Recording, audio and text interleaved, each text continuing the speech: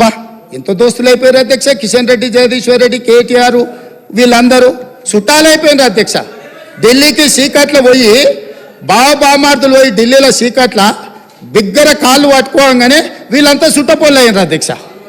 నేను వీళ్ళు ఎన్టీపీసీకి వీళ్ళు 4000 మెగావాట్లకు కాంగ్రెస్ అనుమతి ఇస్తే 1600 మెగావాట్లు మాత్రమే ఉత్పత్తి చేయడానికి అనుమతి ఇచ్చి 2400 మెగావాట్లు ఉత్పత్తి చేయడానికి ఎన్టీపీసీకి 10 సంవత్సరాలు వీళ్ళు అనుమతి ఇయ్యలే.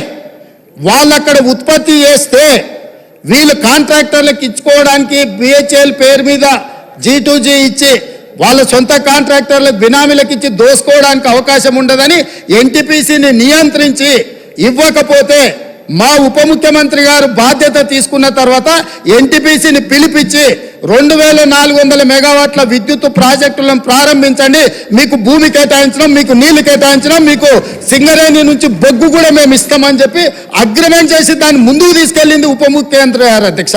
వాళ్ళు కాదు, ఎన్టీపీసీని కూడా దోకా చేసి తెలంగాణ నిండా ముంచి కమిషన్ల కక్కుర్తుపడి ముంచుతుంటే ఎన్టీపీసీకి అనుమతి ఇచ్చింది కాంగ్రెస్ పార్టీ. రికార్డులునే మీరు రికార్డులు తీసి సభలో పెడతాం అధ్యక్ష. ఇవాళ పవర్ పర్చేజ్ వాళ్ళు ఫస్ట్ ప్రిఫరెన్స్ ఎన్టీపీసీ ఏది ఉత్పత్తి చేసినా ఇక్కడ ఉండే స్టేట్కు 85% ఇవ్వాలి. ఆ 85% మీరు ఒప్పందం చేసుకుంటారని మా దగ్గరికి వాళ్ళు వచ్చారు, తెలంగాణ రాష్ట్ర ప్రభుత్వం దగ్గరికి, విద్యుత్ శాఖ దగ్గరికి. మేము అంచనాలు వేసినాం. ఇవాళ మార్కెట్లో ₹5.30 మాకు విద్యుత్ ఒప్పందాలు జరుగుతున్నాయి, విద్యుత్ దొరుకుతుంది అధ్యక్ష. వాళ్ళు ఈరోజు పని ప్రారంభిస్తే ఒక 4 నుంచి 5 సంవత్సరాలు పడతాయి అధ్యక్ష వాళ్ళ ప్రాజెక్టు పూర్తి కావడానికి. ఆ రోజుకు ఈ ప్రొడక్షన్ కాస్ట్ మొత్తం లెక్కేస్తే ₹8 నుంచి ₹9 పర్ యూనిట్ ఈరోజు ఒప్పందం చేస్తే పడుతుంది. ఈరోజు అంత అత్యధికంగా ధర పెట్టి విద్యుత్ ఒప్పందం చేస్తే సంస్థకు లాభం జరుగుతుందా, నష్టం జరుగుతుందా, మేము అంచనాలు వేసుకొని మీ దగ్గరకు వస్తాము. ఒకవేళ ఎన్టీపీసీతో మనం ఒప్పందం చేసుకోకపోతే ఎన్టీపీసీ బాహ్య ప్రపంచంలో ఎవరికైనా ఉత్పత్తి చేసింది అమ్ముకోవచ్చు అధ్యక్ష. ఆ రోజు తెలంగాణ విద్యుత్ సంస్థలు కూడా వాళ్ళతోని ఆ రోజున్న మార్కెట్ రేట్ ప్రకారం మనం కొనుగోలు చేయవచ్చు అధ్యక్ష. ఈరోజు మనము ఎన్టీపీసీతో ఒప్పందం చేస్తే 85% ఖచ్చితంగా మనం కొనుగోలు చేయాల్సిందే. ఆ రోజు capital investment and production cost రెండు కలిపితే ఏ ధర పడుతుందో ప్లస్ ప్రాఫిట్. విద్యుత్ కొనుగోలు ఏ విధంగా డిసైడ్ అవుతుంది అధ్యక్ష? ప్రాజెక్టును పూర్తి చేయడానికి పెట్టే క్యాపిటల్ ఇన్వెస్ట్మెంట్ ప్లస్ ఏదైతే మనము బొగ్గు వాడతామో, రా మెటీరియల్ వాడతామో ఆ కాస్ట్ ప్లస్ ఆ కాస్ట్ యొక్క ఆ ప్రాజెక్ట్ యొక్క ప్రాఫిట్, ఈ 3 కలిపితే మూడింటిని కలిపి అంచనా చేసి విద్యుత్ పర్ యూనిట్ ధర ఫిక్స్ అవుతుంది అధ్యక్ష.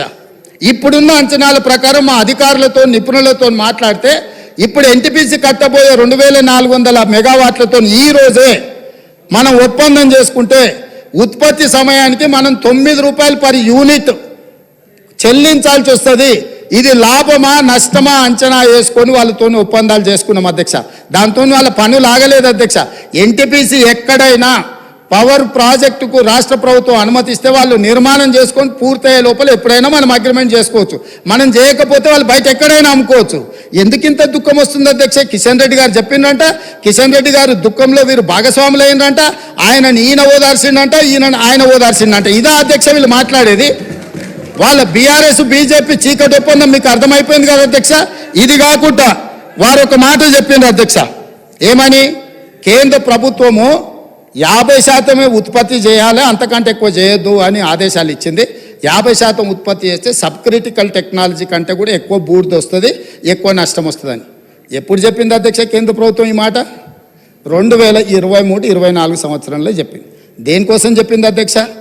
సోలార్ పవర్ ప్రాజెక్టు, అదేవిధంగా విండ్ పవర్, గ్రీన్ ఎనర్జీ అంతా వచ్చింది, వాటి ఉత్పత్తి చాలా పెరిగింది కాబట్టి మీరు 50% గ్రీన్ ఎనర్జీ వాడుకోండి, మిగతా 50% బొగ్గు చేత ఉత్పత్తి అయ్యే విద్యుత్తును వాడండి అని సూచన చేసింది.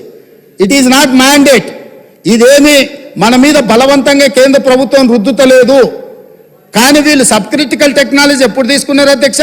2015లో ఇండియా బుల్స్ అనే గుజరాత్ కంపెనీతోని. వీళ్ళు ఎంత దివ్యజ్ఞానులు, కాలజ్ఞానులు. బ్రహ్మంగారు తెలుసు కదా అధ్యక్ష, కాలజ్ఞానం చెప్పిండు. వాళ్ళ ముతాతలు ఉన్నారు అధ్యక్ష. 2015లోనే కేంద్ర ప్రభుత్వం నరేంద్ర మోడీ 2023-24 నాడు 50% ఉత్పత్తి చేయండి అని చెప్తారని ఊహించి ఆ రోజు సబ్ క్రిటికల్ టెక్నాలజీ కొన్నామని మంత్రి గారి మాజీ మంత్రి గారి సభను తప్పుదో పట్టిస్తుంది అధ్యక్ష. వీళ్ళు సబ్ క్రిటికల్ టెక్నాలజీ కొని ఇండియా బుల్స్ దగ్గర కమిషన్ కొట్టింది 2015లో. 50% ఉత్పత్తి బొగ్గుతోని వాడుండి అని చెప్పింది 2023-24లో అధ్యక్ష. అది కూడా సూచన మాత్రమే, ఇదేమి ఒత్తిడి లేదు, ఇదేమి నిబంధన లేదు. ఎందుకు చెప్పిండ్రు? పొల్యూషన్ కాలుష్యాన్ని తగ్గించడం కోసము ఈరోజు సోలార్ ఇతర గ్రీన్ ఎనర్జీ వచ్చింది, అది వాడండి అని సూచన చెప్పారు. దాన్ని కూడా 2015 నాడు చేసిన తప్పులను కప్పిపుచ్చుకోవడానికి 2023-24 నాటి నరేంద్ర మోడీ గారి ప్రభుత్వం చేసిన సూచనను సభలో ప్రస్తావించి సభను తప్పుదోవ పట్టించి ఈరోజు తెలంగాణ ప్రజల్ని మభ్యపెట్టాలనే ప్రయత్నం చేస్తుండు. 4వది